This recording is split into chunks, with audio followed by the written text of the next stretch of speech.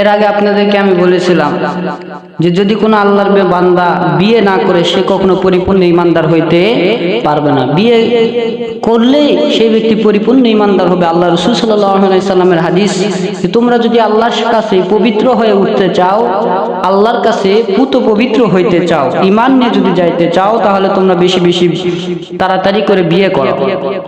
আল্লাহ রাসূল সাল্লাল্লাহু আলাইহি সাল্লাম শুধু তাই নয়, আরো বলেছেন যে যেই ব্যক্তি বিয়ে করলো তার ঈমান পরিপূর্ণ হয়ে গেল। বিয়ে না করা পর্যন্ত আপনার আমার ঈমান কখনো পরিপূর্ণ হবে না।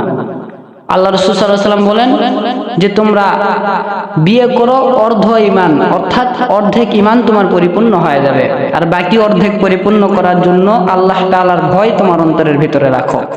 এটা আল্লাহ রাসূল সাল্লাল্লাহু আলাইহি সাল্লামের হাদিস।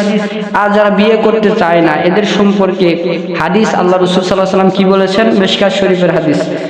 সাঈদ ইবনে আবি ওয়াক্কাস রাদিয়াল্লাহু তাআলা আনহু قال ورد رسول الله صلى الله عليه وسلم على عثمان بن مزعون تبتل والوازن له لا خطيصها।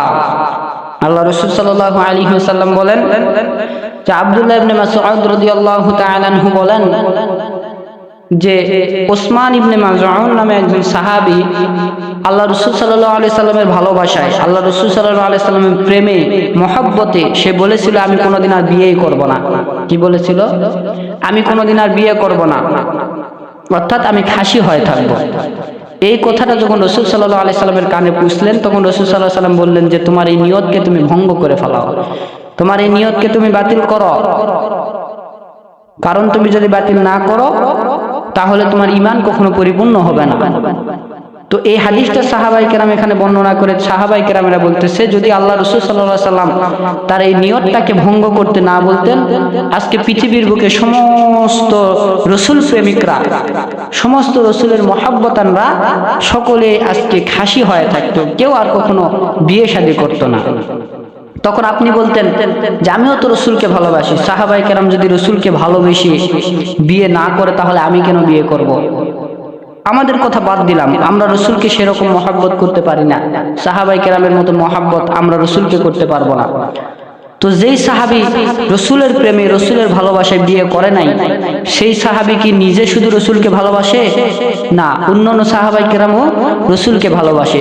সেই সাহাবী যদি এই বিয়ে করার এই নিয়তটাকে ভঙ্গ না করতেন বা রাসূল যদি ভঙ্গ করতে না বলতেন, তাহলে অন্যান্য সাহাবায়ে কেরাম বলতো যে সে তো শুধু আল্লাহ রাসূলকে ভালোবাসে না, আমরাও বাসি, তাহলে সে যেহেতু রাসূলের মহব্বতে ভালোবাসায় বিয়ে করে নাই, আমরাও রাসূলের মহব্বতে ভালোবাসায় আজ থেকে আর বিয়ে করব না।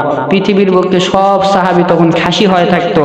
আমরা এখন উলামায়ে কেরাম বলতাম যে সাহাবায়ে কেরাম রাসূলের মহব্বতে বিয়ে করে নাই, ভালোবাসায় বিয়ে করে নাই, আমরাও আজকে বিয়ে করব না, আমরা রাসূলকে মহব্বত করি, ভালোবাসি।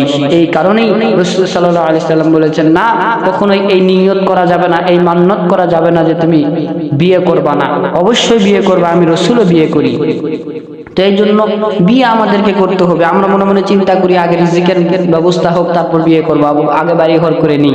অথচ আল্লাহ রাসূল সাল্লাল্লাহু আলাইহি সাল্লাম বলেন যে তুমি বিয়ে করো, রিজিকের ব্যবস্থা একমাত্র আমার আল্লাহ তাআলা করে দিবেন। রিজিকের মালিক তো আমার আল্লাহ, তোমার চতুর্দিকে দরওয়াজা আল্লাহ তাআলা খুলে দিবেন, তুমি সাথে সাথে বিয়ে করো।